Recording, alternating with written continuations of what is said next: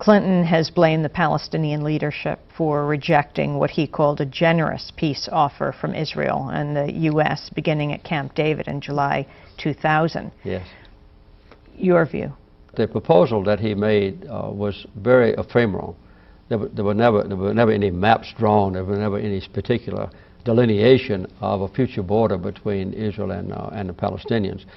And the proposal that was made also permitted the Palestinians, the Israelis, to have still large portions of Palestine.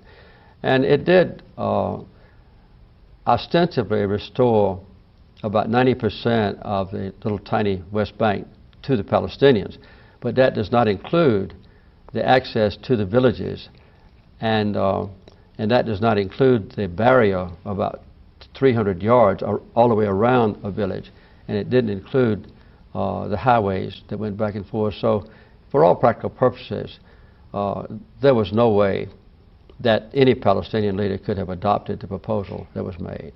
If you look at the precise maps, there are no precise maps, by the way, that were proposed by President Clinton. A few maps were written after President Clinton went out of office, but none were presented to the Israelis or to the Palestinians. And I might say that the Prime Minister of Israel and his cabinet debated the Clinton proposals for a long time, and they finally said, we accept them in principle.